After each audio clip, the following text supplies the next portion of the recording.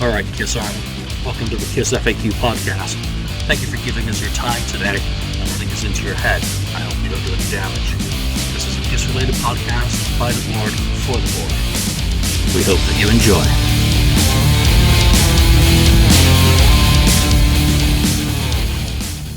Yo, this is New York.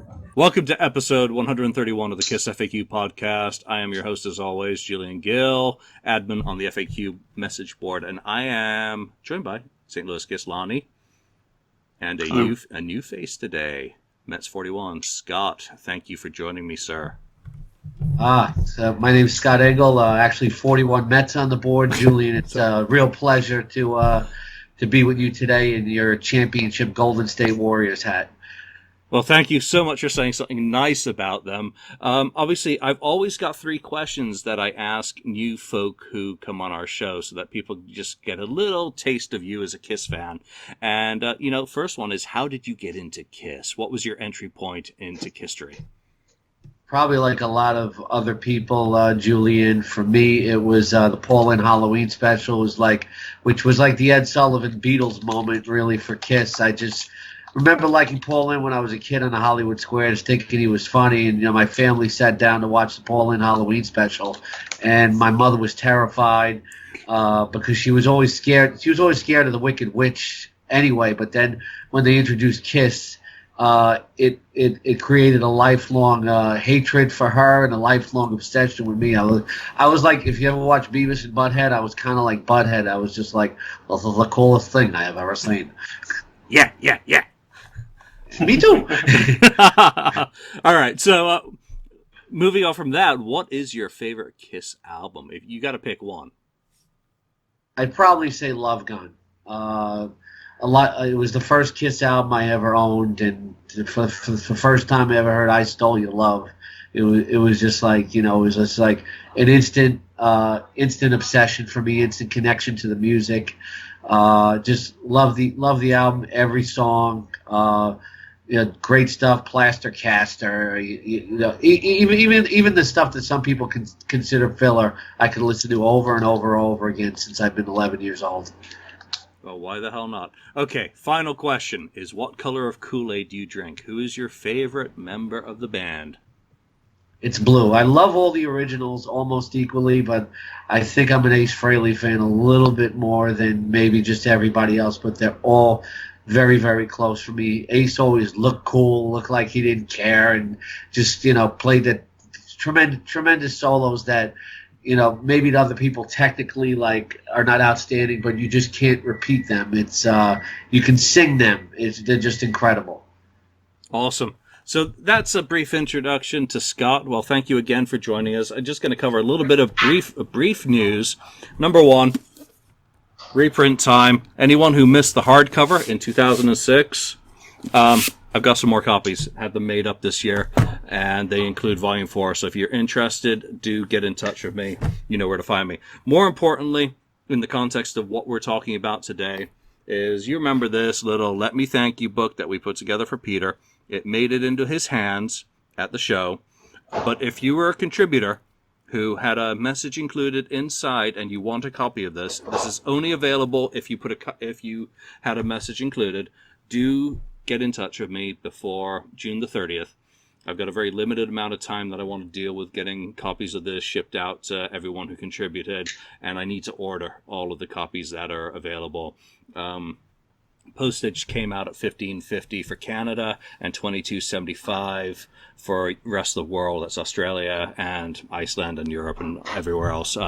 So do get in touch. Per unit, I think it was $14.78. So there's the rough numbers. Do reach out so that I can get everyone who wants one a copy. And then that's it. It's getting deleted. It's done. It's over. It's mission accomplished. So I do want to thank everyone who contributed, everyone who signed the book in person at the event. Thank you very much. It's a gesture that I'm sure was very much appreciated by Peter. After the show, and we're going a little bit backwards here as I'm starting at the end, he was very tired. He wasn't, 100% that night, but he was very appreciative. And GG was absolutely wonderful in helping me just have a few moments with him to give him the book. And, it was a very touching moment. So thank you all for your contributions. Let's get into today's show, which is obviously Me hour. Peter Criss in New York. At the cutting room. Lonnie, let's turn it over to you for... I like the drops you got going on this week. You're like Fred on the Stern Show or something. The drops. So both of you guys obviously went. Julian, you went to the expo and then stayed up there all week. Nope. You did not stay up. I thought you did. No, I just flew out strictly. I had to make a choice which one I was going to do. I could not afford to be out in New York for a whole week. Okay. Never mind that. So no, I flew out on the. When did I fly? I flew out on Thursday last week. I'd originally booked all my flights, my hotel for the original date of the final show, and then they moved it by a day. And, so I ended up having a day of sightseeing in New York. And then Scott, of course, lived in the area. Went to the Dress to Kill corner. I did. I mean, and everything, yeah. So yeah, what happened was, Lonnie, is I met up with Julian on Friday, and I showed him the Dress to Kill corner. And what was really interesting, though, is that when we went to the Dress to Kill corner, I live in New York, so I've been there so many times. There were actually other Kiss fans taking pictures at the corner. We actually met a few people from the board, and then we went over to the loft. And we've seen online that a lot of people say you can't get into the loft anymore over the last few years because they've actually put somebody there security wise because so many people come by. I got into the loft twice, myself a few years ago. The one time they let me in, Allworth Publishing is there, and they're like, "Oh, come in, that's great. We want to show you the history. Come around." And the next time I came in with a bunch of friends. I rang the doorbell. They let me in, and they're like, "What the hell are you doing here?" Then security throw us out. So Julie and I had a good time. He came over to. We went for lunch after that. I'm actually a full-time. Writer and sportscaster.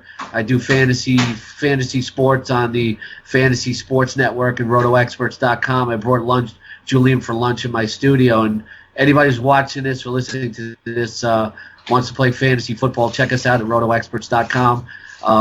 Get our exclusive Edge package and enter free radio checkout for a discount for all you Kiss fans. I actually run a bunch of Kiss-related fantasy football leagues. Julie and I showed him the studio actually where we broadcast out of. It's not impressive as what Julian is broadcasting out of now with his background, but I thought he kind of liked it. Hey man, it was good food, it was a good scene, and there was a really, really good picture of Kiss up on the wall there, wasn't there? Yeah, so. in Rock and Riley's at the restaurant where the Fantasy Sports Network broadcasts out of, they have an original Lydia Criss photo on the wall. You look like a sports fan yourself, Lonnie. You're wearing a St. Louis Cardinals hat. Absolutely. It's Kiss and sports.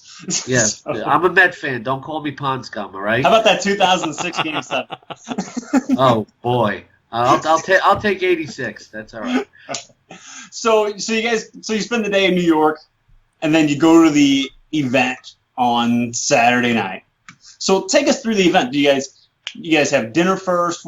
How did the night progress? What was the scene? Well, after I'm sorry, Julie, you want to go or? Yeah, I'm going to go because I want to take a step back to the night before. I was actually, lucky enough to meet up with fellow Kiss author James Campion and have dinner with him.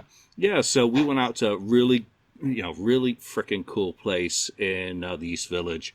Had a couple of drinks and then went on to another place for a scotch and then went on for some dinner at this hole in the wall, but once the doors opened, it was fantastic. So, I had a really good time talking with James and obviously talking shop, talking writing, talking music.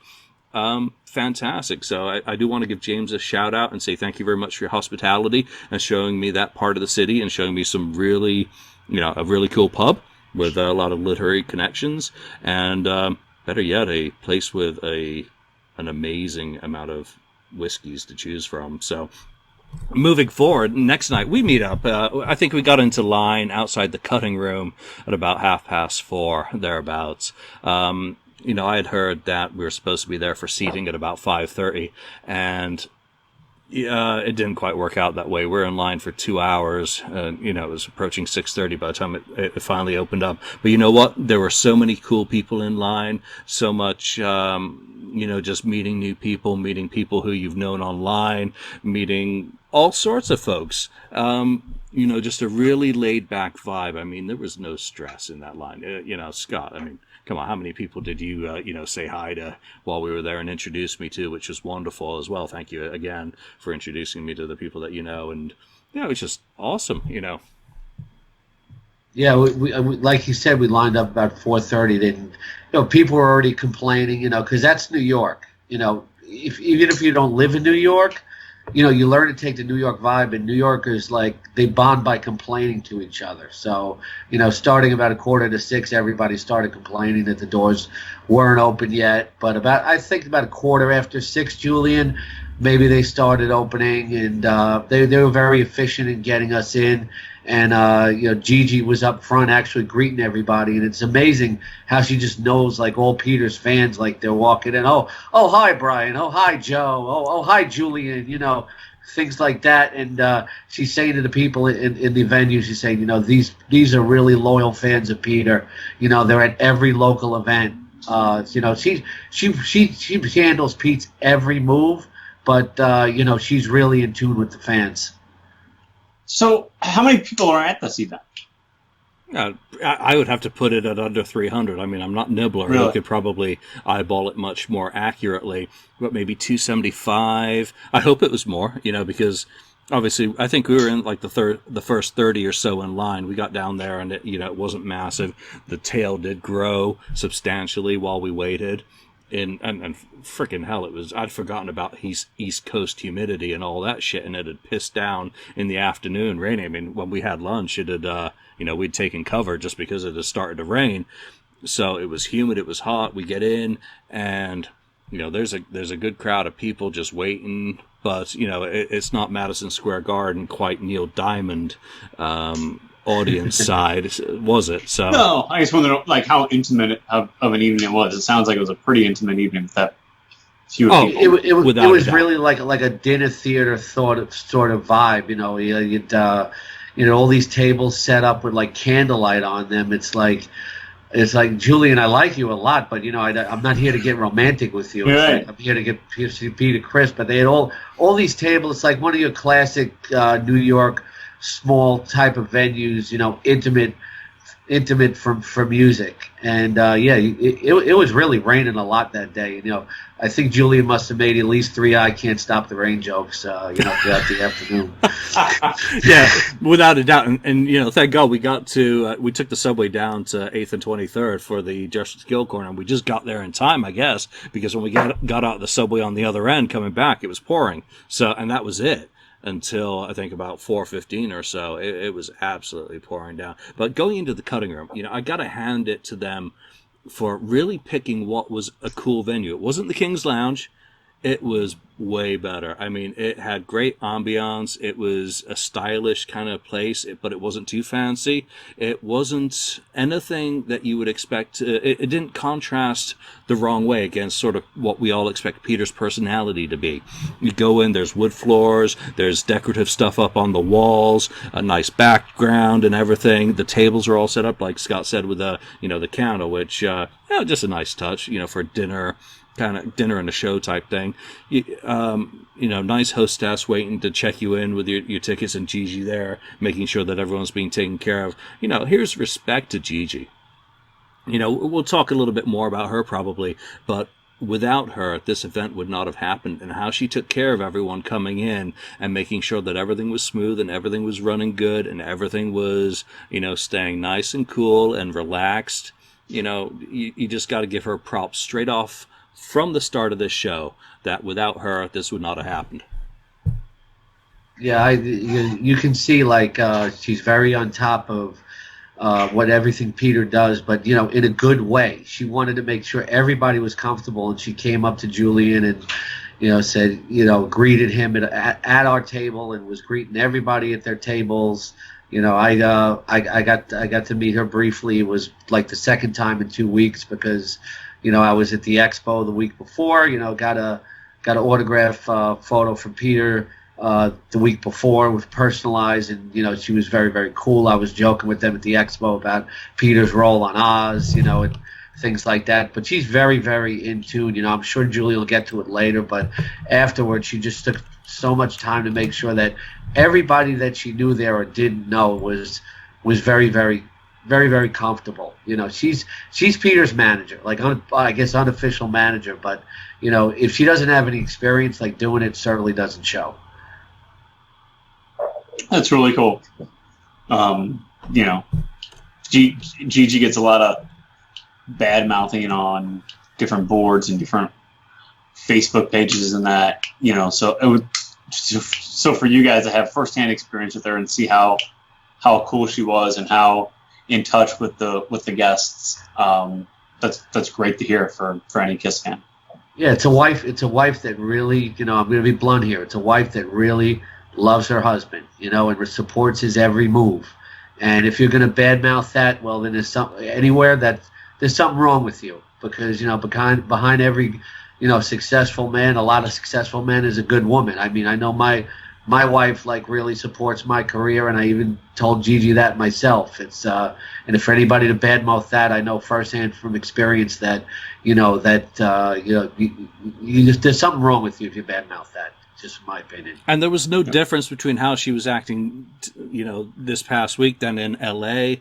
in January. I thanked her then. I said, thank you for taking care of Peter. Thank you for being that gatekeeper that he needs, for being that buffer, so that only the legit, people, whether they're interviewers or whatever, and I've never gotten an interview, by the way, that only the people that she thinks are going to best represent Peter and take care of his needs and make sure that he's treated in the right way get through to him.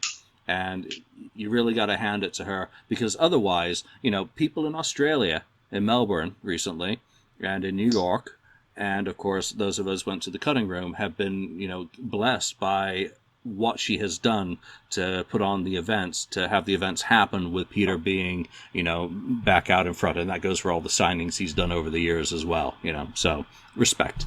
Well, Julian, wasn't it you that said to me at some point during the day, though, that that it's good that she's there for him, because Peter's feel like he's been burned a lot in his life. Absolutely, and that's one of the key things. We get that impression. It's in his book, so I'm not trying to project or make shit up or anything.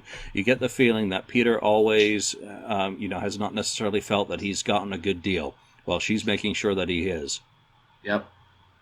Very cool. So you guys get into the venue.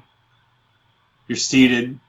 Last front row table, thank God. It was a little bit on the end of the stage, but it actually turned out to be a fantastic seat to get as well. I had the option. I had a VIP band, but I decided to sit with Scott. Couldn't leave him on his own. Julie, where you going? Don't leave me alone. No. Didn't want to sit with the special people, but right on the end of the stage. I think there are only about 5 tables in front of the stage. It's not that big of a footprint, so everyone who was up there on that first row had a good seat. I think the people who were behind us in the first kind of cluster of tables also had a good seat, and then the ones behind that were raised up tables. Really good layout, really cool. Very, very attractive, very intelligently designed, I thought. Yeah, and if you actually, like Julian said, there were 5 tables in the front, and we were the last one on the left, so we were just in front of the keyboards and one of the speakers, right there, bam. And actually, if Julian would have sat in the VIP section, he probably would have got as good of a view as he did if he didn't sit where we sat. Oh, absolutely, agree, totally. Very cool. That's awesome. So you got great seats. You're sitting at your table. What happens next? Do they bring out food? Do they have the opening band? How's it go? Yeah, first thing that comes out, we had a gentleman who sat with us. Gigi asked if we'd mind having this gentleman join our table, a friend of hers. Don't think we need to mention who he was. And salads come out, so this was dinner and a show. So straight off, I want to mention there was a lot of bitching and moaning about the price of this show. $275 was the ticket cost, and obviously tax and all the fees that go with it. Eddie Trunk raised a really good point on his show this week on Sirius FM, I think it was, that it was actually a really, really good deal. In that, you got your beer. So, in your beer, or your drink, $9, $10, or more, if you're having something stronger. So, And you're in New York, too. And you're in New York. Yeah, and after that... Might be more than that. You're getting a 3-course meal. Okay, so it's a garden salad first, but you're in New York, and followed by, I think we had our choice of salmon, pasta, chicken, sirloin, and the sirloin, which I went with, which was really good. Surprisingly, I was expecting something a little bit like out of a catering truck that had been kept warm all afternoon in the humidity, and ended up looking like my hair was that night. But it was actually really tasty with fingerling potatoes and green beans, and then afterwards was a little selection tray of sweets. I think a cupcake and some other stuff. So basically what you'd probably pay, it tasted better, shall I say, than what I had at a steakhouse the night before that I paid $100 for. So I'm going to say $110 for your booze and your food and your tips and all that, straight off the bat. So that ticket price is now down to under $175 for me. Yeah, and $275. Look, if you want to be there, you're going to pay it because it's a once in a lifetime experience. And $110, trust me. I work in Manhattan. That's believe me, the Burger King around the corner ain't much cheaper. No, I'm sure you can. I'm quite sure that doesn't go a long way. So no, it doesn't. That's why we have a microwave at the office. No doubt. So it starts out, with your salad and your food. Everyone's still coming in, getting seated. Gigi's running around taking care of everyone. They're getting everyone set. But again, there was no super hustle and bustle. Inside, it was mellow. It was relaxed. It was, it was like a club from the 60s or something. I don't know. Just really relaxed atmosphere. The fans were just fucking awesome. Everyone there in that room was, there for Peter Criss, which made it really, really, really cool. And, the number of people who I got to meet, salads are being served, people are coming up to you saying hi, you're looking around, you're waving at people that you know. And then what? Sister's Doll. Do an opening set, right? Is that how it's got? Yeah, Sister's Doll came out first. I didn't know they were actually going to open up. These guys from Australia. I met two of them at the expo, Brandon and Bryce, the week before. And I'm very skeptical when it comes to new bands and things like that. These guys really had a vibe. You should really check them out if you're a Kiss fan, because I think they were perfectly handpicked by Peter, because they were sort of like a pop / metal sort of groove with kind of like Kiss fans, like, look, we love anthems, right? These guys sang anthems, they sang songs like Strut and stuff like that. Their energy was absolutely incredible. They were very tight, played in tune with each other. They almost have like an 80s glam look to them, like two of them, and the lead singer has like this big like red-haired afro. He looks a little different than the rest of them, but they grooved. The drummer's really good. Bryce, the drummer's really good, and I didn't know that was the same band that was actually going to be backing up Peter. They got to play 4 of their own songs, and they were really good. I definitely recommend checking them out. Yeah, you sent me some of a link for some of their stuff earlier this week, and it really sounded surprisingly really good, and it sounded like a band that was fit, or for what Peter was looking for these final 2 performances. It really kind of fit with Peter's style. Yeah. So with the Sisters Doll, I didn't know nothing about them before going in. I know they had backed him in Melbourne. I know that they have backed Bruce Kulick on his Australian tours. I know they're a very young band. They're 3 brothers from Western Australia, Perth, which is like the middle of fucking nowhere if you think of where they're located in the world. Far west coast of Australia. They are actually like they're the bastard children of, if Kiss got together with Motley Crue and had a baby, these guys would be it. So I hadn't checked out any of their music. They do this 4-song set at the beginning. And I think it's important to, give them a little bit of publicity here for everything that this podcast can do to help them, because obviously we've been fans of a band that's, 40 years on. This is a band that's young, again, it needs the attention, so let's do our bit to promote their career, which, is only the right thing to do for what they've done for Peter. So 4 songs together as one. By the way, sorry, real quick, Julian. I just want to point out to you, Lonnie, that Julian spent 3 days in New York, and now he's already learned to talk like a New Yorker. It's like I would listen to Julian before, and he would say, I wouldn't know anything about them. And then when you asked him about Sister's Doll, he said, I didn't know nothing about them. Well, you got rubbed off on him that quick. Yeah. You got to remember, I was upstate New York for 10 years, so maybe it's all coming back. It's subconsciously coming back to the surface here. So they put 4 songs together. Together as one, Strut, Seen the Light, and their new single, Good Day to Be Alive. So I got a lot of multimedia queued up today, and obviously I do have the full show, but here's a little bit of Strut, 30 seconds worth.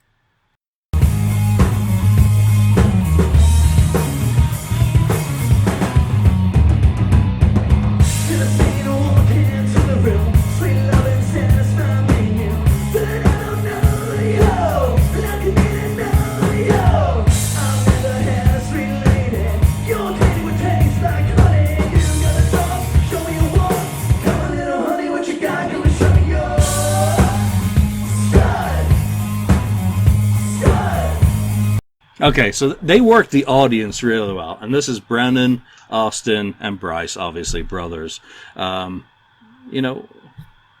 Respect, guys. Good job, excellent. Yeah, I really enjoyed the set. Good energy. It's like he said, it's kind of like the bastard child of Motley Crue, Kiss, and I think I throw the Bay City Rollers in there a little bit too. And a touch of AC/DC, of course.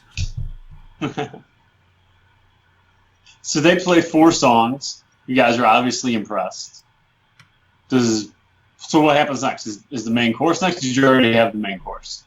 I don't remember where the fucking food. I think we were all done with the food by that. We're all done with the food by that point. By the time they came out for the opening act.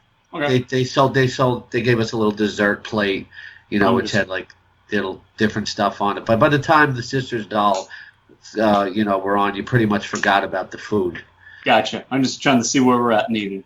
So they play 4 sets. How long before Peter comes out and joins them? Right afterwards. The moment the moment they finish their last song, rest of the musicians come on stage. That's keyboards, Alex Altsman, guitarist Eric Rudick, 3 strings players, 3 horns. Everyone assembles, final tunings, and they're ready. That it only takes a few minutes. It was a surprisingly fast switch over because obviously everyone was just getting into position. Yeah, no equipment to change out or anything like that. It's just a matter of just adding some musicians. Yeah, I commented to Julian about that. It was very professional. A lot of times you go to a show and you wait for a changeover, and it's like painful, and they're setting up and testing everything. Everything was ready by the time we walked in, and they transitioned really quickly from the Sister's Doll to Peter. Yeah, that's cool. Yeah, especially after you guys have been sitting there for a while. I'm sure that was refreshing. Yeah, to a certain extent, it's just they come on, they pick up their instruments, they just check that their pedals are in the right position, their amps are where they should be, and boom, they're waiting until, Peter's ready to go. And, it probably, within a couple of minutes, you get this. Joe, this is New York. I play this at the top of the show to bring us in, but holy fuck. When that just happened, right after that on the recording, I go all fanboy. I'm like, It's like Julian's all like this serious guy, you know, a lot of the time, and it's like great to hear him talk all his facts and everything, and you know, like we're online and he's scoping things out, and he's like, I think there are 27 people exactly in front of us. He's all this like this serious guy, but as soon as Peter comes out, man, it's like you get to see the real fun side of him. Forget about it. Freaking SpongeBob with rainbows coming out of my eyes. I'm like, Peter Criss. Meow. So Peter walks on stage. You know, the band has started playing the intro to "I Can't Stop the Rain," which we kind of knew was going to come as the first song, and they're doing the acoustic-y musical intro, and there's a guy with a flashlight, you know, making way for Peter, who slowly walks from behind and comes up on the side of the stage, and we're off to the races.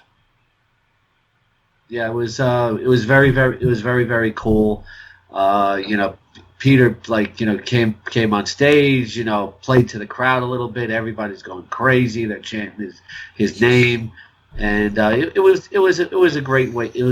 I think it was the perfect way to start the show with that song. I mean, everybody there, like 350 people, like Julian said, and they know every song that he does, and you know, a lot of the core fans, you know, especially the ones of the KissFAQ, talk about how "I Can't Stop the Rain," you know, it was one of their favorite Peter tunes. And this was the same kind of crowd. The people you see on the board, those were the core diehard people that were there. Yeah, we did a show a few months ago talking about what songs we would want Peter to do at these final performances.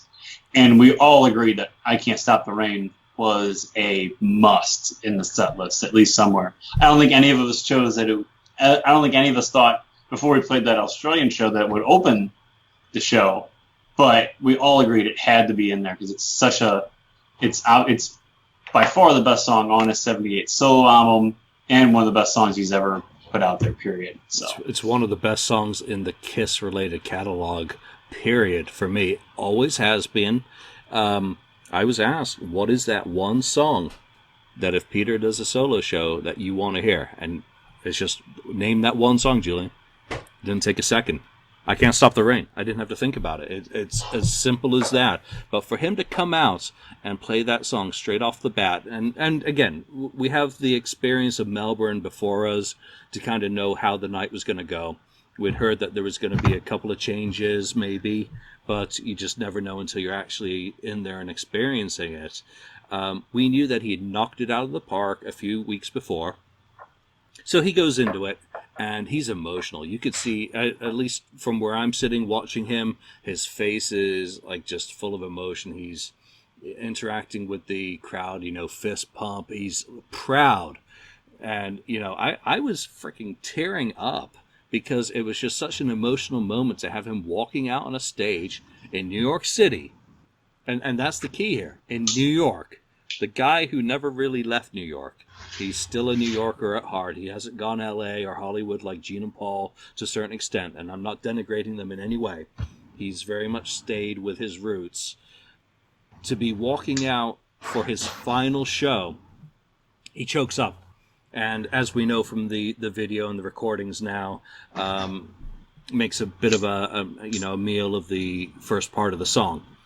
But after that, he starts building in confidence and he's singing. His band backs his ass up, and that's why I respect Sister's Doll so much, is they kept him going. They brought him back on track, and he just took the energy from that and really channeled it into a killer performance. You know, the second half of the song was absolutely spot on. His vocals were strong, and he's sick as a dog. You know, he is not well. And his energy is building, and he's looking out at the audience and hopefully feeding off our energy and just absolutely doing a wonderful job. Yeah, and to your point about, you know, playing at home in New York, I remember, you guys remember the last Kiss from the farewell tour at the Meadowlands in 2000. I was actually at that show, and Peter had a lot of his hometown friends from New Jersey there, and his neighbors, and, you know, people that he knew. And I felt like he put on like one of his best performances ever at that show. And it was the same sort of vibe at this intimate venue, because there were a lot of people that he knew, Julian and I actually got to meet one or two of them. A lot of local people. It was not only the fans, but like also his friends and his family. It was Peter's people, and he was at home. Yep. Absolutely. Yeah, that Meadowlands 2000 is actually the exception. People always talk about how, well, they didn't sound good on the Farewell Tour.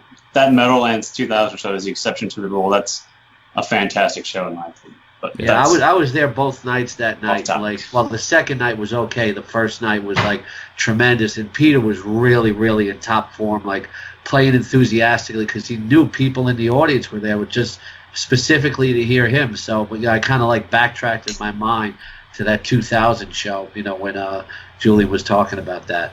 Totally. Home field advantage, right? For yeah, sure. There you go. Another sports reference. There you go. And that's why I'm wearing my LA Kiss hat today.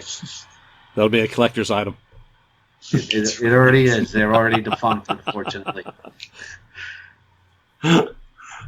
So, I Can't Stop the Rain. He goes into Hooked on Rock and Roll.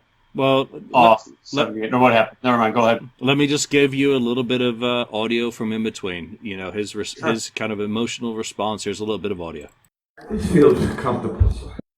He's just like, this feels comfortable, or something to that effect. I can't quite hear it on the recording, but yeah, he goes, straight into Hooked on Rock and Roll off the 78 solo album. I think it's one, again, with knowing the Melbourne set list that we were expecting, but to actually hear it in person with the horns, to hear it with the full band treatment was, absolutely stunning. I want to play a quick sample from that song because I just found the power of that was impressive. Here's a little bit of Hooked on Rock and Roll and Peter finding his power. What you can't do. I said no, you can't. Girl, it's over with, even Batman with them blues. So I stopped around from town to town, figured out the blues. I was fascinated with your man. Hooked on rock and roll.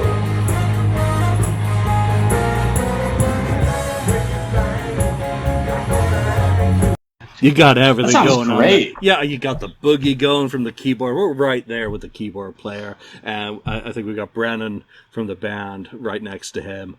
And the faces.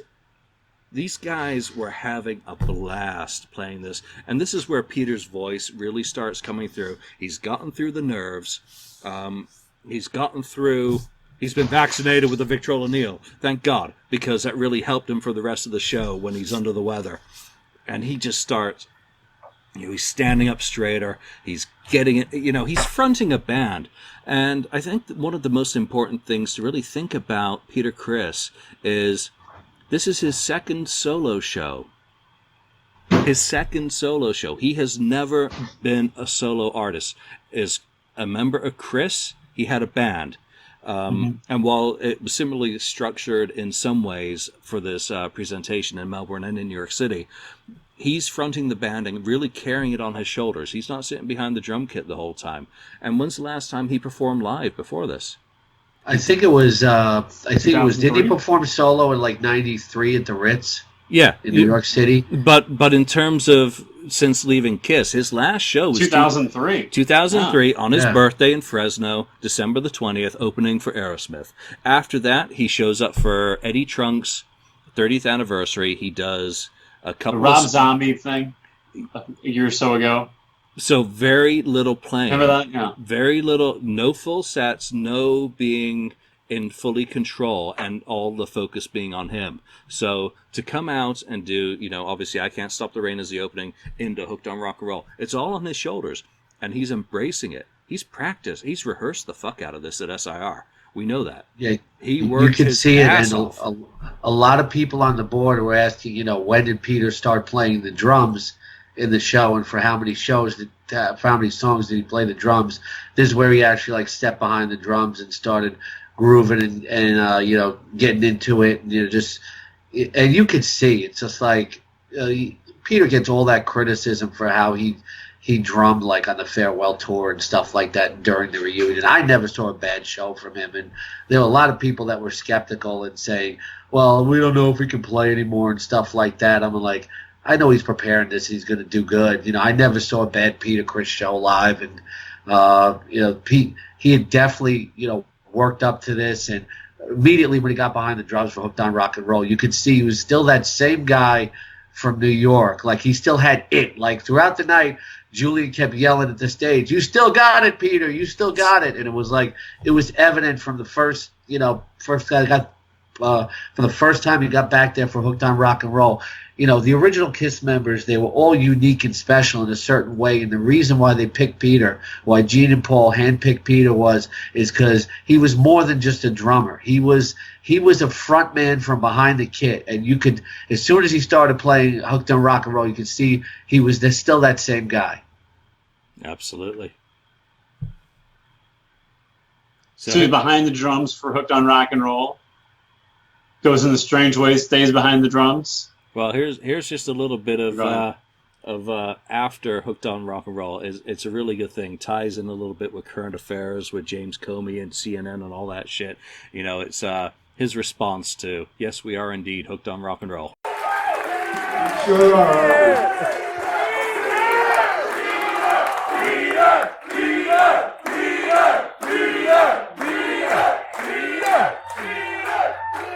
Number 3! Oh, Lord. I wanted to include that little snippet. You know, The guy yelling number 3, by the way, was me. Was it? I can't remember. I edited myself out because when I was listening back to this, like, holy fuck, you loser. You know, everything you hate about tapers. You know, the audience and the energy. Peter, chanting Peter. No one was chanting to get more out of him. It was all chanting in appreciation of him. And he was like, oh, Lordy, what have I got myself into? You know, it's... But he was doing so well. It was impossible not to chant his name, and there was no bullshit in that chant. It was all love. Yeah, it was. You know, people were chanting his name like he said, and you know, it was just a great set for like the people that were there, like Julian and myself. It's like, you know, Julian saw me going crazy, like you know, right next to him. It's like I knew every single word of every single song. And Brendan from Sister's Doll kept looking at me and pointing and singing along with me. After the show, Brendan said to me, I was feeding off of you. You knew the words to every darn song we played. Heck yeah. So, Strange Ways. You know, what can I say about Strange Ways other than I'm going to play a sample and it's heavy as fuck.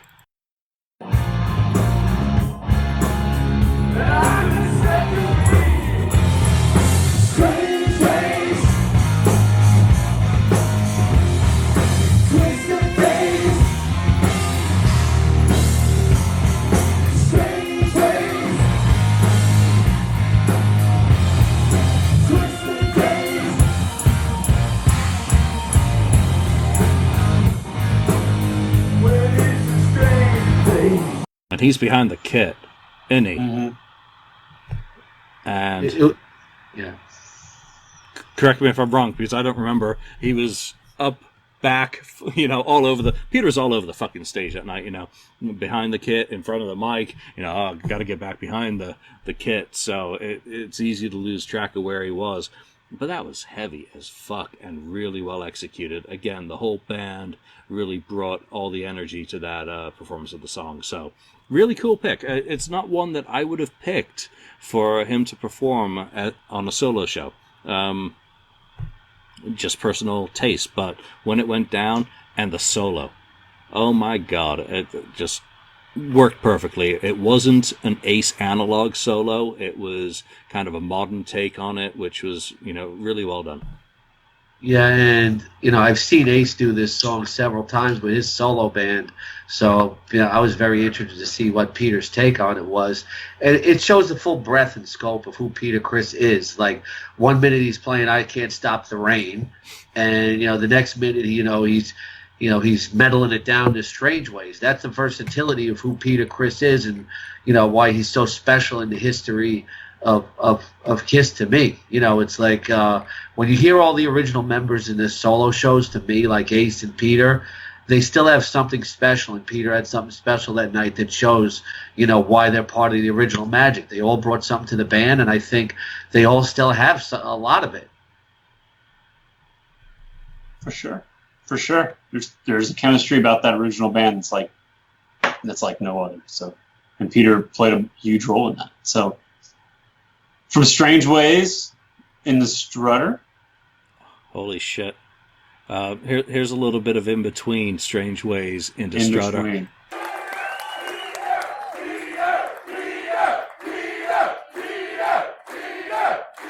So obviously the audience were demanding refunds by this point. Fuck that. We were all going. $275 was too much. No, we were going. We were like, here's more money. We didn't pay enough for this. Holy shit. So into Strutter. Gene will like hearing that. Yeah. Yeah. Well, Gene, you play like every year with Kiss, and Peter hasn't. So kind of there's the difference in that this is something completely unexpected and unusual, and that's no better illustrated than Strutter. I'm thinking, okay, this is one of the original Holy Trinity songs from the band. I was writing my set list down, and I'm like fucking writing Deuce down. I'm like, what the hell's the matter with me? Ordered another beer. So into Strutter, and here's the first time that you really get to hear what Peter's doing with his show. It's got the violins, it's got the violence. Everything that Paul Stanley said about the 2003 symphony, which I thought was juvenile and crap, all of a sudden you've got an orchestral backing for Kiss music, and I'm like, oh my god, that really works. It's really complementing the heavy music, the thunder rock, and also bringing in a different dynamic that kind of plays to Peter's background of big band and swing. So I want to play an intro and then we'll talk about it.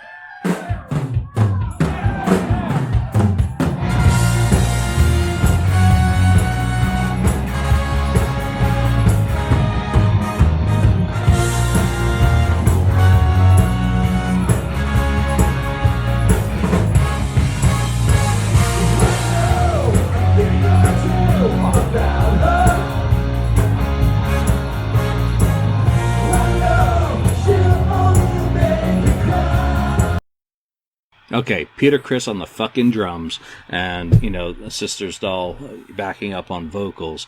But for me, that worked way better in terms of sonic dynamics than Melbourne Symphony did. I talked to one. Symphony should have sounded like. Yeah, it was.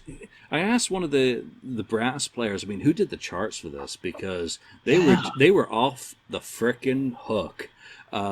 And that was a small group as well. That wasn't like the MSO ensemble, who had all the firepower they needed. These cats, they're obviously New York players, just unbelievable. So I think he mentioned that it was an Australian guy who did the original stuff for this to work it all out for the band. But, that for me, and it's very subjective. It's, what are your tastes? This worked way better. Yeah, and it's also very illustrative, like I was saying, of who Peter is.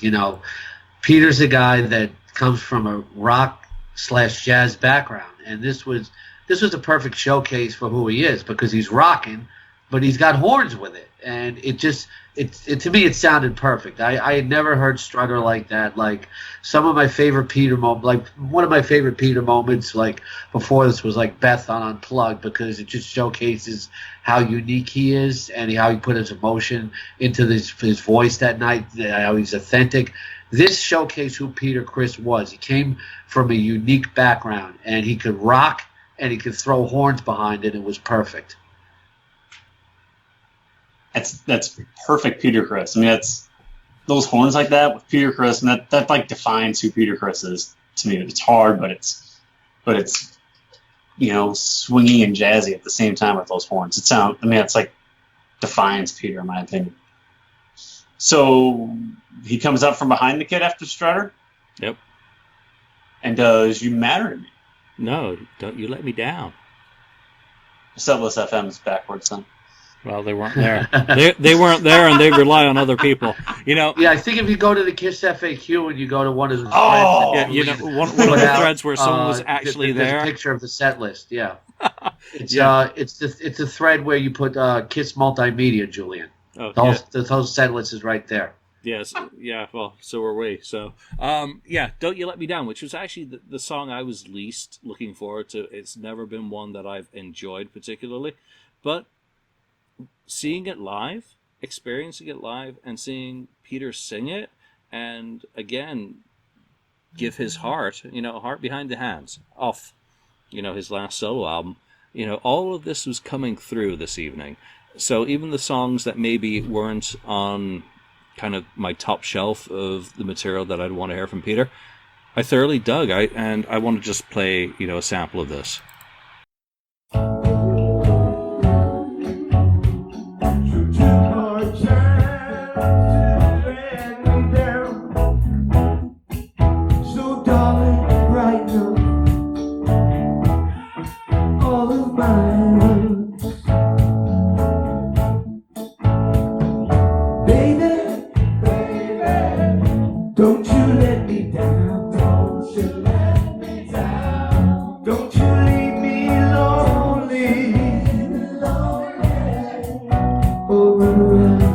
You can sing along, Scott, because I'm going to edit you out when I overlay the audio.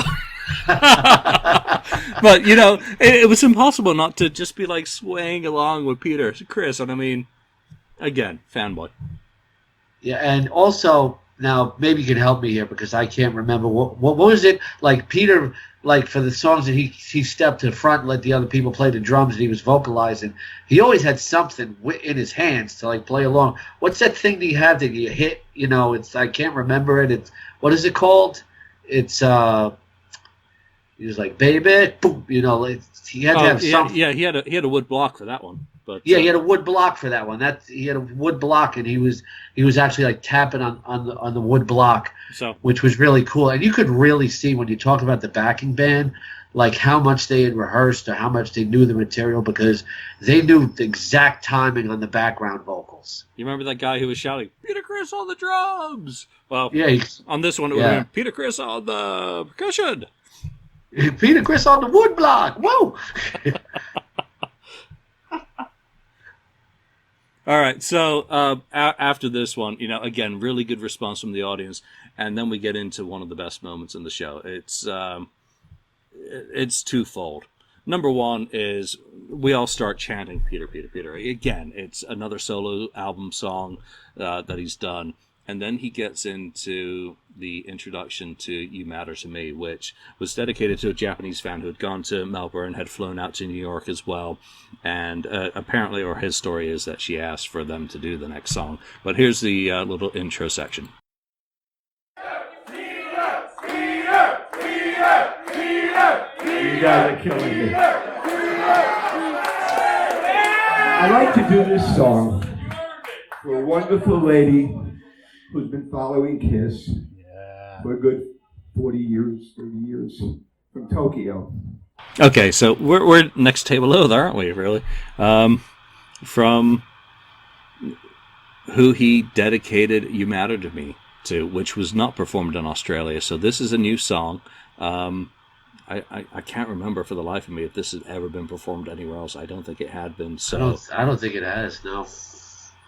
But it was just an amazing moment, and she was so emotional and respectful of this. And what made for me this so special was at the end of the evening after the show, I had a chance to get a few more people to sign the book, and she was the very last person to put a dedication into Peter. And she's like, what do I put? I butchered my Japanese. I used to speak a lot of it. I just completely blanked because I was so messed up by the evening by that point.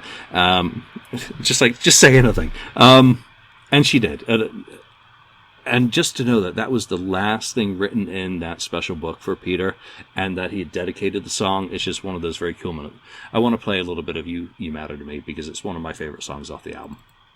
Cause you matter to me, and that's why you still matter to me, and that's the only reason I need to get by, you still matter to me, yeah you do.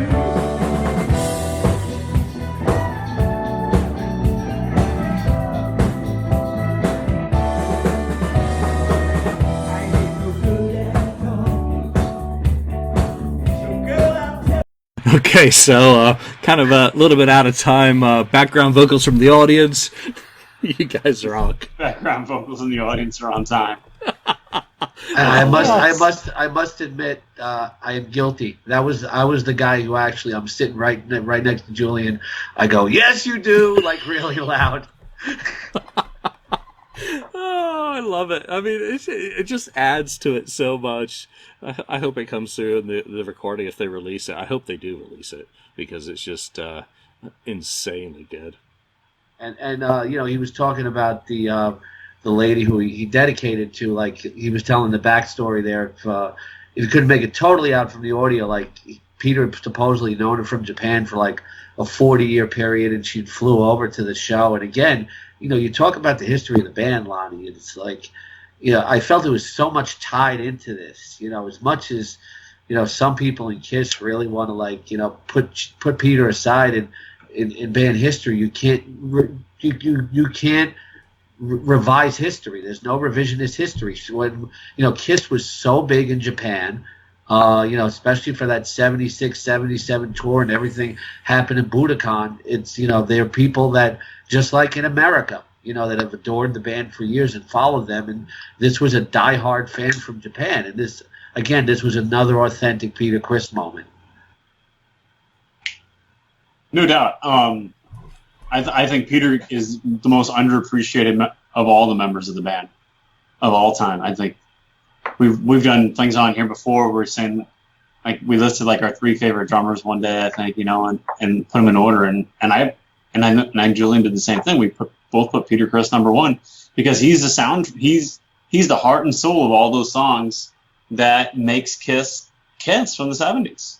So I think he's very underappreciated. So I'm actually really jealous of you guys right now. So I mean, I'm still walking on like cloud way up here. You know, I'm sure. You know, he's the backbeat of the originals era of the band. However anyone wants to describe technical skill, forget it. It's all about the feel. It's all about the music. And, you know, right after that song, he gave thanks to everyone. And this was an underlying theme of the performance again, that he didn't ever forget to keep thanking the audience, thanking the fans, thanking his fortunes.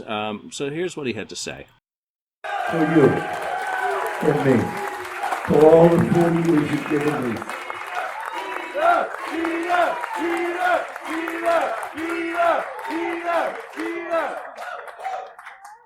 And there's a reason why I'm leaving a lot of these Peter chants in, that it's very important to recognize that people were here celebrating Peter Criss. They weren't chanting KISS, even though that is obviously the very important part of his professional career and what made him. It was about showing him personal appreciation, and everyone there, in between every single song, started chanting his name. Except maybe a couple of the VIPs, but, you know. It's like Julian didn't want to associate with them. I wasn't going back there to drink my cup of tea. Right. Yeah, and Julian's talking about like he's still on a high. It's like, now that we're doing this show, and it's a real honor for me to be on this show. Thanks for including me, because I've been a member of the board since 2006. But, you know, I'm feeling the high again. It's like, you know, some people like to get high different ways. I get high by going to like KISS-related shows, and I'm back on a high just talking about this. Like, I have like what a lot of people consider like this great job where, you know, I'm a fantasy football and baseball and, you know, NASCAR host and writer like 7 days a week. You know, Monday I go back to work and I'm supposed to talk sports, what people love and do for a living, and I'm slugging because I'm coming down from the high of the Peter Criss show. I mean, I totally know that feeling, because, I mean, I had the exact same thing. I mean, I'm sitting on the plane, I'm listening to the show over and over and over. I mean, I listened to the show 3 times on the flight back, and I'm just like, wow, holy shit, it really was as good as I thought it was. 3 times, that's Peter's lucky number. There you go. 3 times, Peter, just for you. I mean, I only had 3 hours of sleep as well that night, so... 3? Yeah, I saw you checked in at the airport early in the morning, Sunday morning. I was like, damn, that was a quick turnaround for Julian. I was like, what was it about? Let's jump a little bit forward because we left the show and it must have been getting towards midnight, and I'm like, I got a freaking flight. I can't stay out. I gotta be up. I gotta be on the train to get to the, go through all that shit. But fuck. Oh, sorry. No, that's okay. In fact, I enjoy this. It's like, during my regular broadcasting days, like throughout the week, we can't curse like this, so it's refreshing. It's like, it's too bad Peter didn't say the one thing that you and I were talking. He always said he loves to use the word bastard. It's like, I just wanted to hear one night, one part of the night, I love you, bastard. We didn't get it. Oh, he was probably downstairs where he said it after the show. Oh, I can't make fucking bastards happy. Yeah. All these bastards are making me come back out. I can't believe it. All right, Lonnie, bring us back on track. So, Hooligan. Oh, my God. Same as Strutter. I'm going to play the intro to this, and then let's talk about it. Dropped out of school when I was 22. What can I do? Satisfy you. I'm a hooligan. Won't go to school again. I'm a hooligan. I'm a hooligan. Won't go to school again.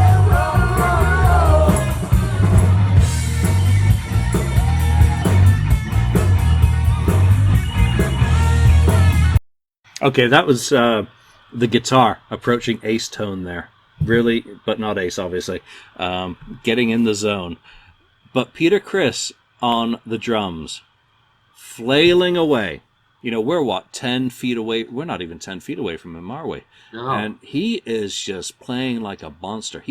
And again, this was another song, and yeah, I know that wasn't the intro. That was midway through the song. But he was playing his heart out. And just, again, the practice, the rehearsal, and everything that he had invested in this emotionally and personally really came through on this song. And I was so thrilled to see this one live. It was just a high point for me. Another one of many during the evening, just to see him. It wasn't like the Eddie Trunk thing where I believe he did that song.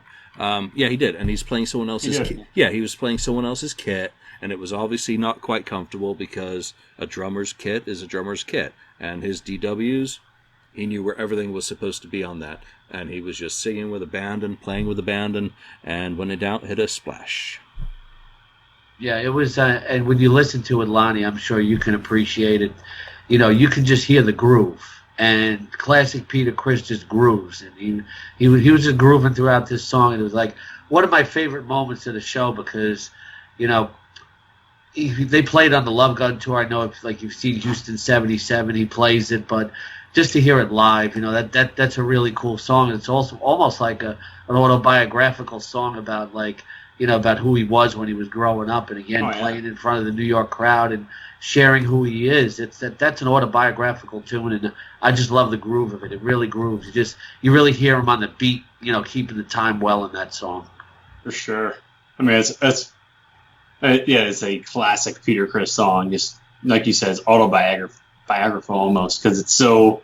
It'd be like the soundtrack to a Peter Criss movie would be on there. I mean, it's perfect. Yeah, it'll be like the first song, they're opening it up. It's like, but like I said, I'm singing along with all the words. I remember to say towards the end, I got a chicken salad with roast beef.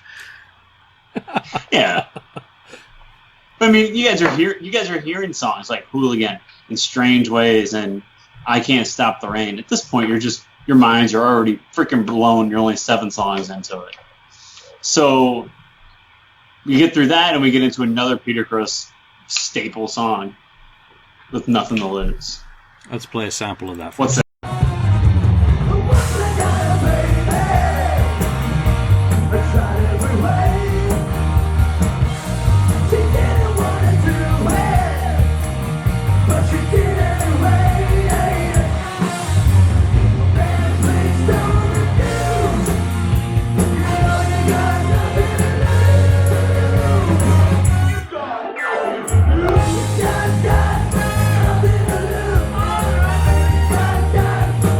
Okay, so Peter's more on the call-outs on this song, with the other band members, handling a lot more of the lead vocals. Maybe as a duet with him. It's hard to really get the separation there, especially when your head was in there.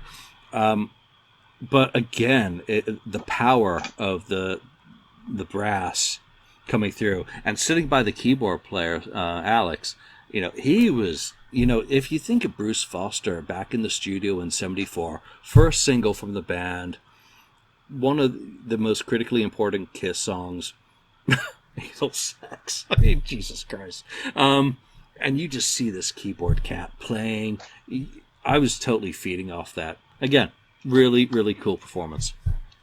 Yeah, and look, you got nothing to lose with the horns here, and you hear it. It's just like it adds so much breath to the song. It's just like it really brings it to life even more. And like at the beginning, I'm watching Lonnie right now, going, "Oh, awesome song." It's like that's what I'm hearing it again. I'm almost like at the beginning, I'm like thinking to myself, "This is the same guy, who rocked this on the Mike Douglas show in 1974. It had that sound to begin with, and then all of a sudden the horns come in." Yep. Yeah.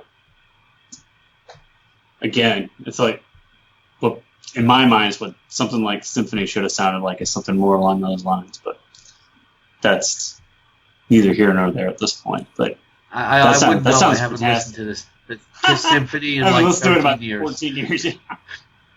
I won't be listening to the Symphony anytime soon either. I Now, won't be listening to nope. it. Symphony, you are banished.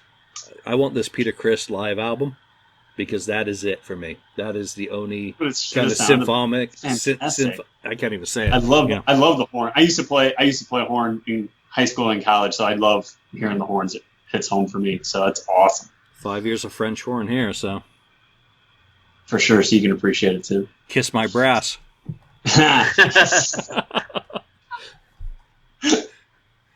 So then one song. Well, I thought Out of Control. Yeah, He played it in Australia, so you thought, well, he might stick with it, but it's still cool. you kind of knew it was coming, and let's get the sample out of the way. It was a song that Peter really digs, so once he said that, he had his, not maracas, or I don't know what the thing's called, the percussion instrument. Canastas. And he's just grooving around on stage. He's, by this time, he's totally relaxed. He's in the New York groove. Thanks, Ace. He settled down into coming from behind the kit back up to the mic. He's doing his thing, and here's a bit of words. And I had a hard life, harder than most lives. Ain't it about time? It's the right time. Love understands.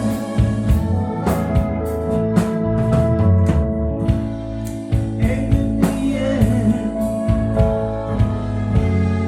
yes, in the end. In the end, it's only words. It's a Trolls theme. Again, his vocals. A lot of criticisms about his last solo album, and he was on key, on point all through the night. Simple as that. And that's not one of my favorite songs, but I really enjoyed it and appreciated it that evening. Good Yeah, performance, though. Yeah, I agree with you, Julian. It's like not one of my top Peter Criss songs, but I certainly don't dislike it. It was really nice to hear it live. I can't tell you how many people yelling out certain songs they wanted to hear, even though they had a preordained set list. I must have yelled out "Getaway" 6 times, but That was there you, were a lot huh? of I was like, people kept yelling "By Myself." Yeah. And I think that was the most requested song from the crowd. So people really appreciate those albums. It's like I was telling Julian the story in 2007 when One for All came out. He did a signing in the city, and I was the third guy online, and I held up my vinyl copy of Let Me Rock You, and he was so impressed. He was like, "Where'd you get that?" He was just he was like, when people show that they appreciate those solo albums like Let Me Rock You and Out of Control, I think it really touches Peter. I'm sure. I'm sure that really hits home with him because he got no push from the record company at all, and people have those. I'm sure that really means a lot to them. Yeah. Yeah, you know what, Lonnie? It's interesting. He said that to me that day. He's like, where'd you get the album? I said, I bought it in the Village that week. And he said, you know what, this album did a lot better if, it was disappointing how the record company handled it. Mm-hmm. No question. No question. So, Hard Luck Woman? How's that? Yeah, now this is Peter Criss singing Hard Luck Woman. No, it wasn't. That's the whole thing. It was not Peter Criss singing. Well, hell. Maybe I'll just shut up. Yeah. Okay. It was Bryce. Yeah, it was Bryce. And you know what? This was, again, another special moment when Peter introduces the song and pretty much says that Bryce from the Sisters Doll is going to sing it. I was like, crap. It's a song they didn't do in Australia, and now he's not going to even sing it. And then you get into the song. They're doing it. And Bryce, top performance, great effort, drummer. It was a mentoring moment for me. It was it was like a representation of Peter passing the baton to the next generation of singing drummers to give this kid from Western Australia a moment in the sun to sing his song. And then Peter comes in at the end and starts doing the call outs and kind of just lifting the song a little bit more. So Bryce did a fantastic job singing it. Simple as that. And there had been other singers, working on the other material during the rest of the set, so it's not like it was a big deal to let him sing it. But it was a dream. What they said in the intro was it was Bryce's dream to sing this song, and Peter gave him that dream, made it come true. So, that's really pretty cool. Yeah. Yeah, this is a moment where Peter shows, how much he appreciates the fans, because Bryce is obviously a fan. Yeah. And for a lot of us, it'd be a dream to be on stage, with our favorite band and actually maybe play or sing a song. And this was him giving back to a fan. That's why I enjoy Kiss tribute bands, and I go to see them because I feel like they're fans who put their all into it. And this was one of those kind of moments where, he wanted to give back to a guy that was not only his bandmate, but his fan. So here's a little bit of the intro to Hard Luck Woman. Our drummer, who these guys flew all the way from Melbourne, Australia, to play with me for my last night. Our drummer has been dying to sing this song, so we're going to let him do Hard Luck Woman.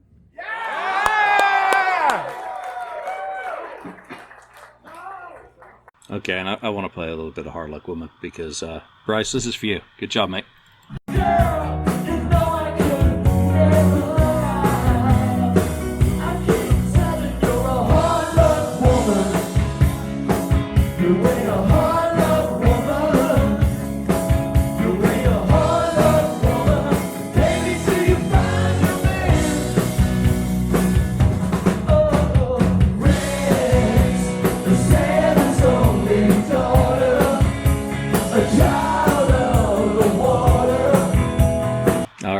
That's just really cool. Good job, Peter. Good job, Bryce.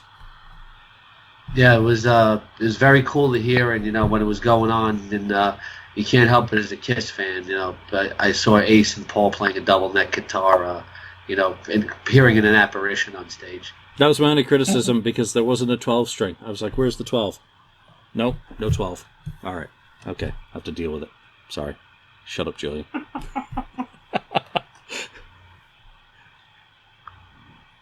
Hard Luck Woman into Beth. Well, let's do the intro to Beth first because let Peter speak for himself. And I think you know this song. Well, most of you people know this song. So we'll do it, and we'll do it the right way this time. I've been doing the Hall of Fame for you, and I feel so bad about that. And I wouldn't have made it there if not for you. I would not be up here today. I want y'all to know that. Forgive me, so just think this. We love you anyway. So, Peter Criss, he wanted to do this the right way. And again, it comes back to the symphony. It comes back to the Rock and Roll Hall of Fame for him. His opinion only. And that's the only one that matters tonight. That we didn't get a performance from Kiss at the Rock and Roll Hall of Fame induction, which, when we all think back to it, regardless of the politics, anyone who wants to say that Peter Criss can't play a show, bullshit. He could play enough to do a Rock and Roll Hall of Fame induction, no problem whatsoever. But it was all the politics, and I think all four members, and this includes Peter, lost sight of the bigger picture of what it would have meant to us as fans to see them on stage. And it didn't need to exclude Tommy and Eric, who are continuing to carry the banner. So we got Beth, and before we talk about it, here's some of Peter's performance, which was, if it's his last time, well, I'm glad I was there. Say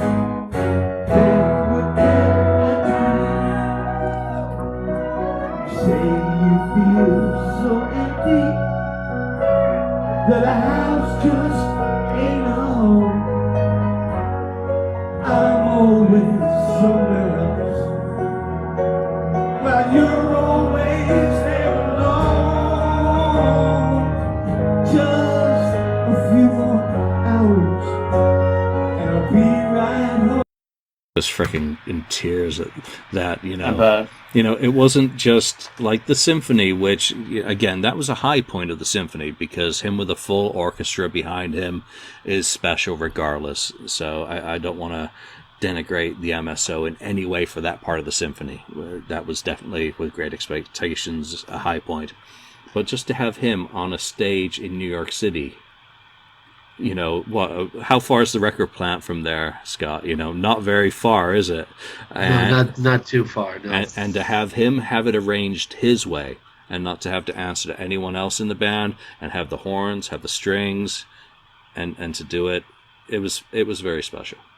Yeah, it was one of the best versions ever. Like I said, like the unplugged version, you can feel the authenticity, you can feel the emotion, and that was palpable. When he did this version too, and with his speech about not playing at the Hall of Fame, a lot of Kiss fans, we look at it as a lost opportunity. So this was his way of maybe at least trying to put a Band-Aid on that wound for the people that were there. Yeah, it certainly assuaged that very melancholy moment in history that they didn't do anything in New York for their induction, or wherever the hell it was. It was in New York, wasn't it, for the induction ceremony for the? Yes, it was at the Barclays Center. Yeah. Thank you. Yeah. So it certainly went a long way to kind of healing what could have been. Well, it came close. So, again, another reason for Peter to release this and to have, a soundboard version that everyone can enjoy that moment and share in it. Yeah, it was certainly a terrific moment. And, of course, he did the thing where he handed roses to all the ladies in the crowd, of course. Yeah, and then through the last one, and some chat, I talked to him afterwards. I'm sorry, I don't remember your name after all the excitement that night. So handed it to all the lovely girls up front, and then last one out into the crowd of some dudes. It's like grabbing a bridesmaid bonnet. You're not supposed to do that, mate. Give it to a chickie right now. I'm sure that was emotional though. To watch him sing Beth for what may be the last time. Yeah, and at this point that you're getting near the end of the show. We're teetering on the brink here. That we know the set list from Australia. We know that there's not much left. Yeah, we're getting towards the end, but it's like it was so good. Like we could just sit here and watch this all night. I mean, if you want to play all of Let Me Rock You, we'll stay here and chant your name. Yes. Right. I would have. I know you would, yeah. All right, so. Rock and roll all night. Rock and roll all night. And again, it needs to start with a sample because, again, a perfect marriage of symphonic and thunder rock.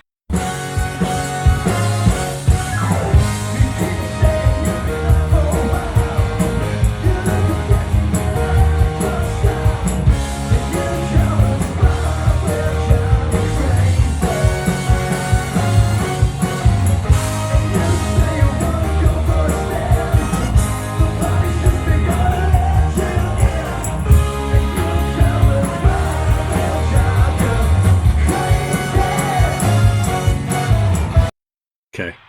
Yeah. Awesome. Scott?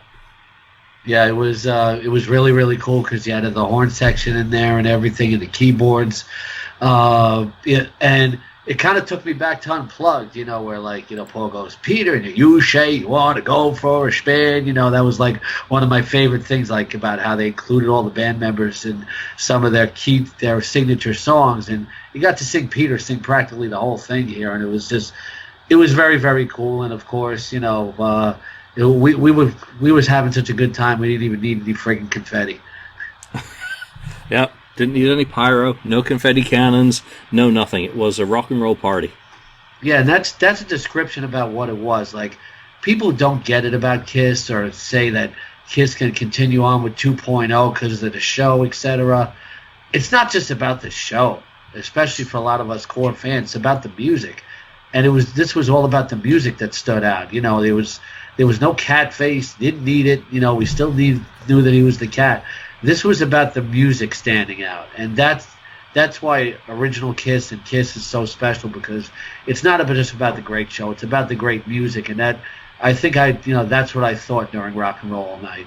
And the love and respect that Peter gave his music is again one of the core things that was one of my takeaways from it. He loves this music, he respects it, he's at peace with it, and we get to this part in the show now that, that's basically the end of the show. And he's going to do a brief thank you, and I'll play you the thank you, and then I'm going to continue on with my thought. This is so emotional. I thought this would be easy. Who am I forgetting? I'd like to thank my band and all these great, amazing people. You got to admit, this is kick-ass. This is the way to do it. And so I said, and most important, I want to thank my lovely wife. Yeah, so most of all, he wants to thank GG, thank the fans, thank his cancer surgeon, thank his friends, thank the Kiss fans, thank everything. But here's the key thing to Peter Criss. I first met him in 2003 during a meet and greet at the World Domination Tour. I don't remember which West Coast show it was. But basically everyone at that meet and greet immediately flocked to Gene and Paul. And I stood with Peter and spoke with him for a good few minutes, and we talked about life, truth, and he said to me, I've said it on the show before, he said, there's two versions of the truth. There's truth, and he pointed to Gene and Paul and all the people gaggling around them. He said, there's my truth. And I reminded him, there's the third truth. There's God's truth. And he was like, yeah, man. I said, your number's number 3, right? Bring it back. And just the look on his face at that time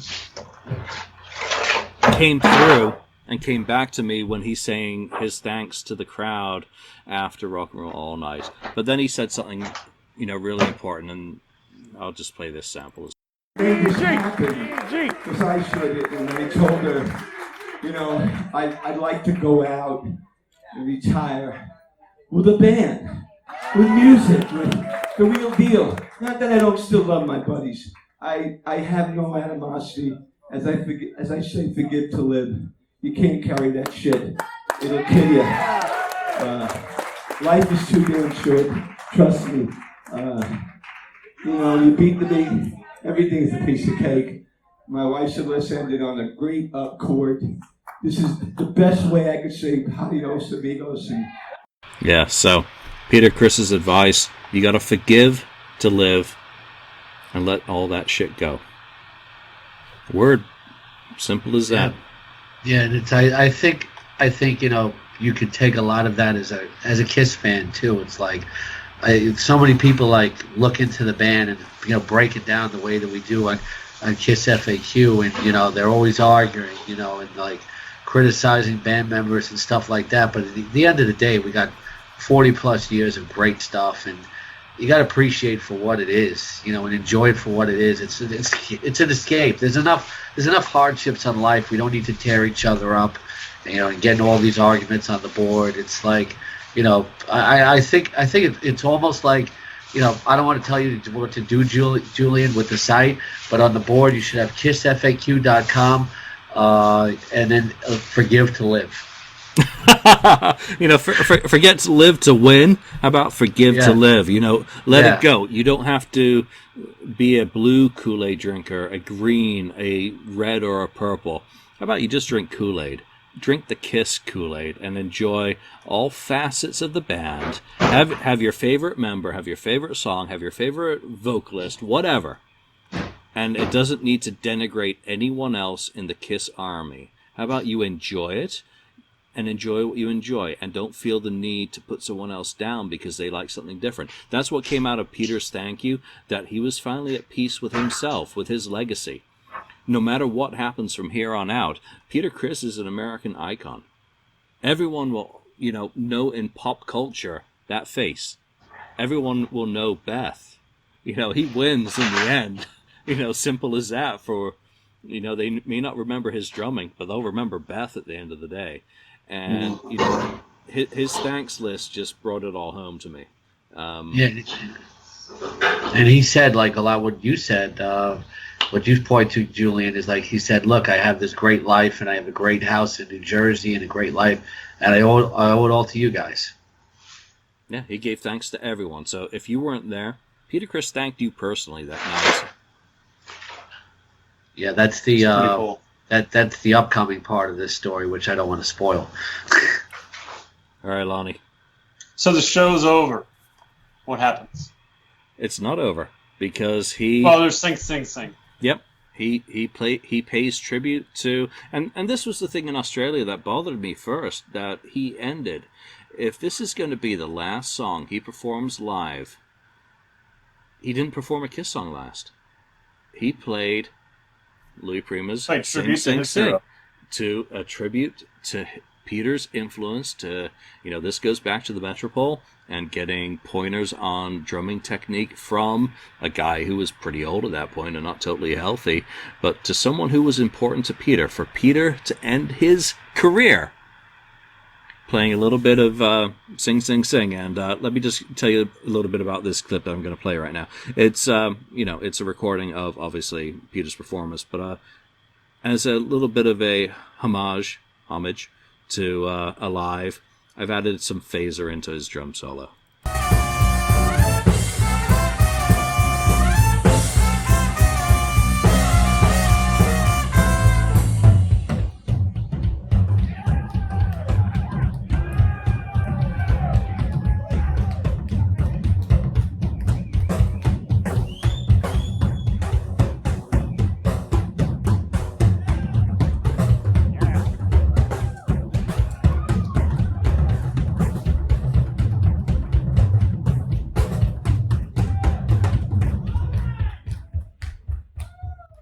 You'll only hear that when I punch that back in post-production. But, to be sitting there that night, I was just... This encapsulated Peter Criss to me. That he brought everything back at the end to the beginning. And everything that was important to him. There was no Frank Sinatra. It was Gene Krupa. And everything that he'd meant to him and to Vinny Appice, who was also present, and the New York drummers of the early 60s, mid-60s that were contemporary to Peter. I thought it was classy.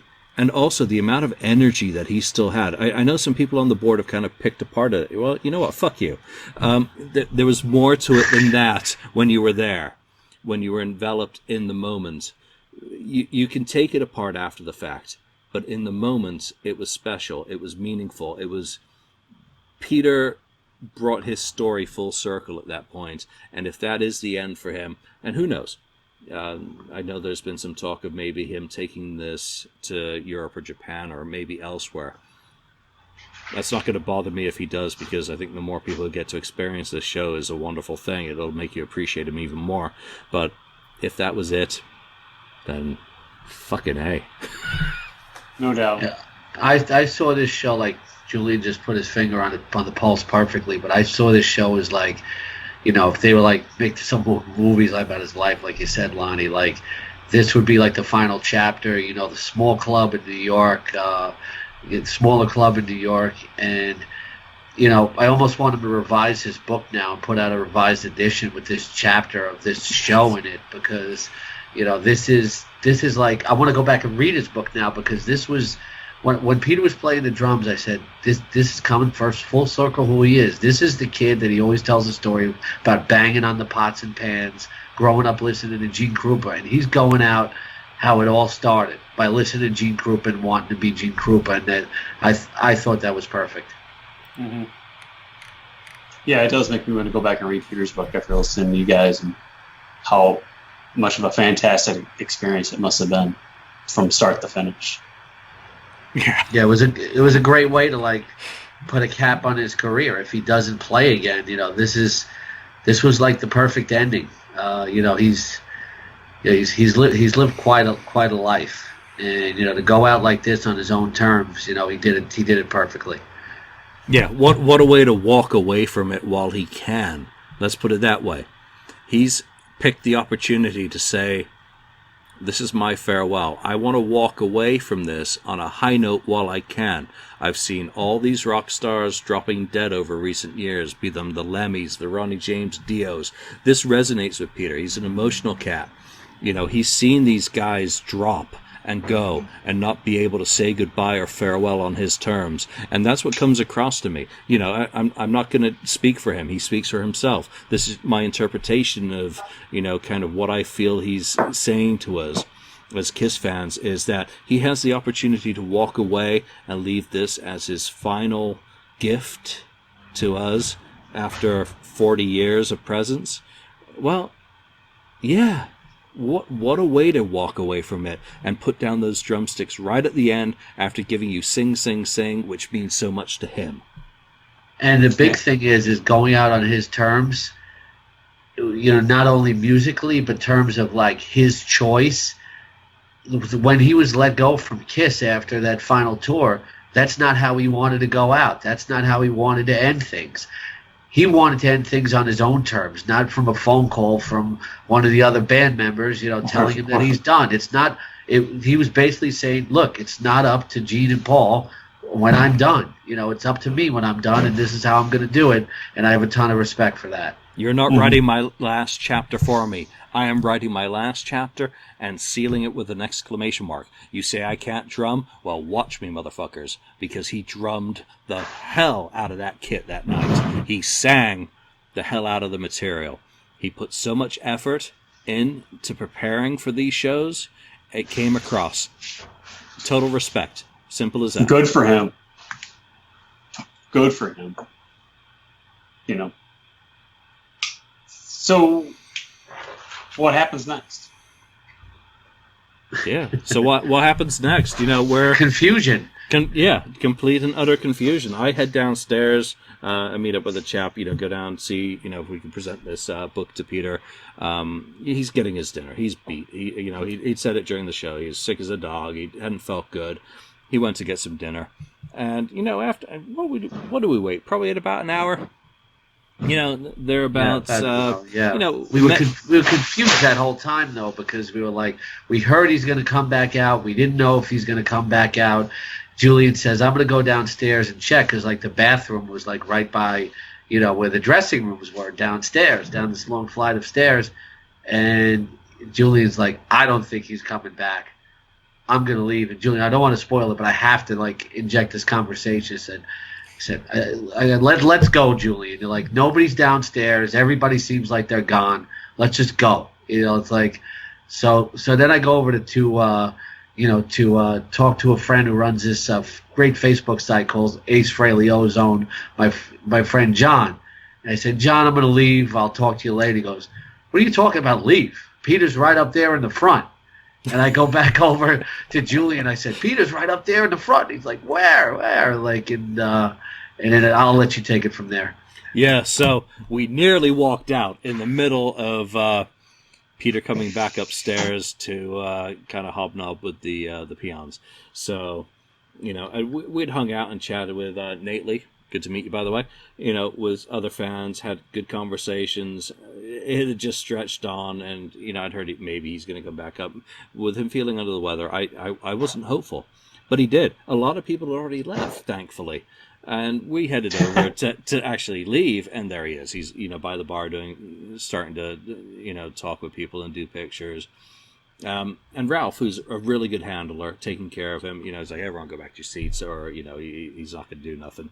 So, like, well, he's still here. I'll fucking go back and wait as long as it takes, because one last opportunity. I've still got this book. I said it from the beginning. I don't care how it gets to him. If I get to give it to him tonight, great. If I get to give it to GG to give to him, great. If I get to give it to someone else to give to him, great. If I have to put it in the mail after the fact, doesn't matter. It wasn't about me giving it to him. It was about him getting it.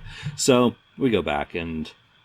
By the way, Julian, just to quickly interject there, one part of the story, we see that Peter's like taking the time to greet every single person in the crowd and take pictures with them. So Ralph says to us, he says, you guys got to go back to your seats, otherwise it's not going to happen, right?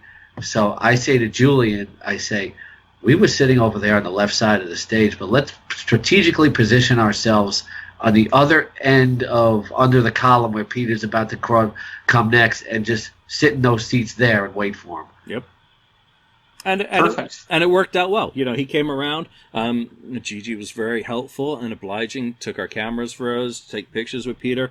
It was great because I had my arm around Peter, and she was talking to someone else, so I was just talking to Peter. Thanking him for a great performance, great show, loved hearing the stuff, got to, tell him, and then she's like, hey, have you forgotten something? Don't forget the book. And I'm like, oh yeah, get the book, and, Peter, here's a token of our appreciation. We've managed to put together a bunch of people who've, handwritten or sent in messages that we bound up and, presented to him. And, Gigi explained to him, these are people's, personal feelings about you. He's like, yeah, man, that's really cool. I love that, and, got a great picture with him. You got a great picture with him. And, he spent so much time with everyone. He was just completely relaxed, so chill. Took all the time in the world with everyone there to get photos. Here, you want to get someone else in, come, do the picture. And Ralph and Gigi kept things moving cool as well. It was just so, I didn't expect him, with hearing how he was feeling, to come back up and make that time and effort with everyone when, so many people had left as well. So if you happen to leave, well, we just got lucky that we were leaving, and whoop, there he was. And what a nice end to the evening. Just to, I got to give him a hug and say thank you to him and Gigi in person in LA in January. But to, say it again after such an outstanding and amazing live performance was icing on the cake, without a doubt. Yeah, it was very interesting. My experience with him was, and Gigi took all the pictures for everybody, which was terrific of her. And, I put my arm around Peter and I said, because I felt like Kiss had gotten through me a lot of tough times in my life. I said, I don't know if I would be here without you, so thanks for doing this. And he said, what are you talking about? I wouldn't be here without you, he said to me. And then I told him how much I enjoyed the show. He talked about exactly what we're talking about here, about going out on his own terms and doing it how he wanted to do it. And then when Julian handed him the book, they started playing Beth over the loudspeakers, and he got a little emotional about that, made some funny comments, and then he says, and he's talking and joking with me while Julian's talking to Gigi about the book, and then when he gets the book, he says, when Gigi explains to him just exactly what's in it, he says his exact words, and I quote, "I will cherish this." Yep. And then he starts joking about how tired he is, and he goes, boy, this was some night. He said, if they want to do a reunion again, it's really going to have to be something. So then I said, yeah, it's going to have to be fair baseball, right, Peter? And he looks at me and goes, yeah. He starts laughing. He goes, fair baseball, and he shakes my hand again. So, Gene and Paul, fantastic. if word gets back to you, if you want to do something with the cat, do it soon. Don't wait. Put that shit behind you. Just think of what it means to the fans, not what it means to the checkbook. We've heard Gene has floated the idea of a final show being free. Well, how about you charge good money for the tickets, but split it equally between the four?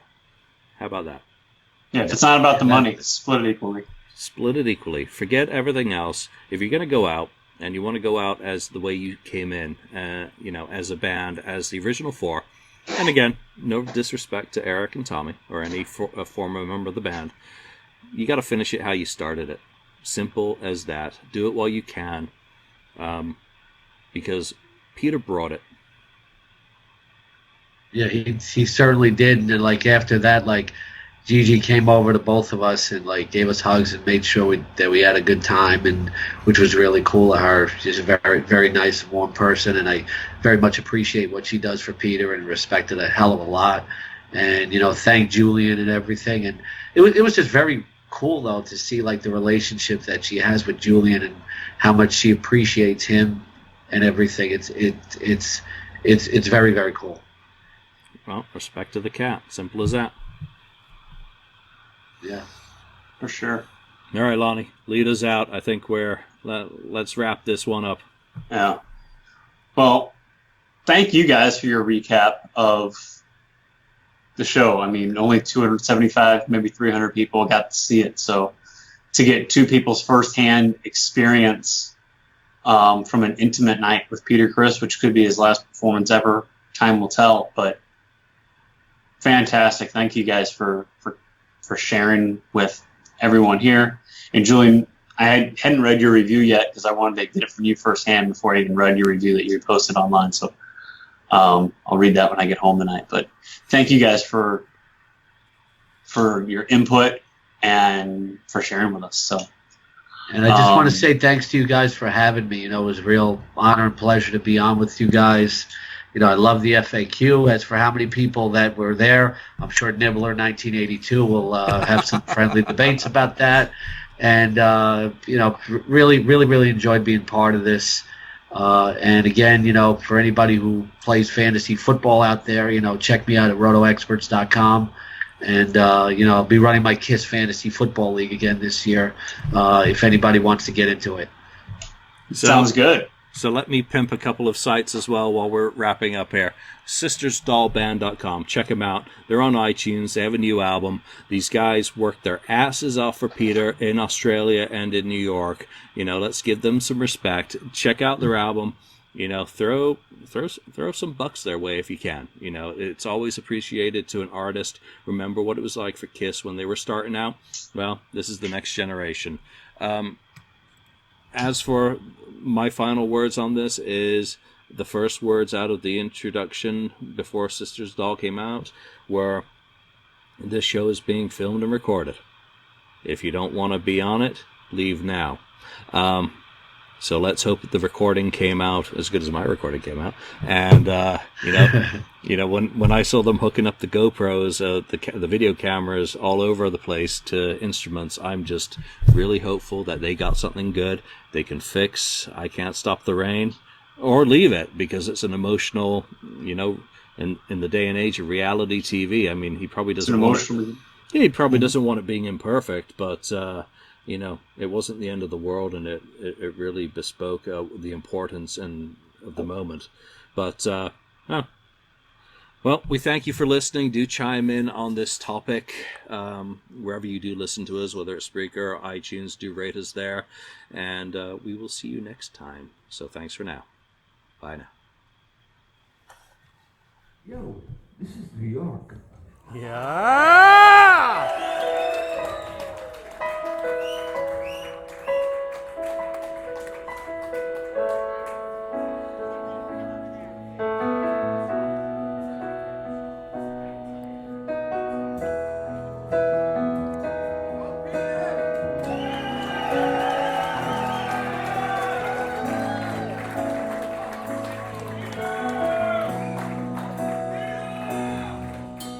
Night falls on the city, finds me all alone. Would you mind if I found you alone? Then a cold sight makes me realize, did you ever make love to me? I can't stop the rain.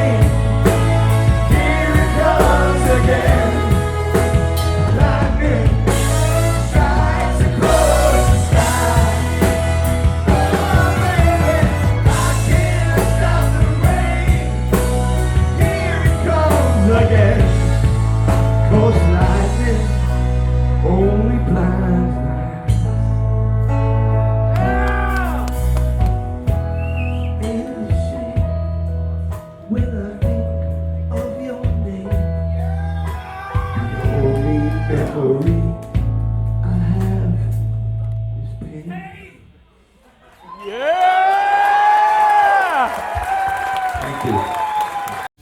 Thank you for spending time listening to the KissFAQ podcast today. All sales are final, there are no refunds. If you'd like, look us up on Facebook or come over to the KissFAQ message board and discuss the topic we broadcast today. Don't forget to rate us on iTunes, Spreaker, or wherever you've listened to the show. We hope you'll join us again.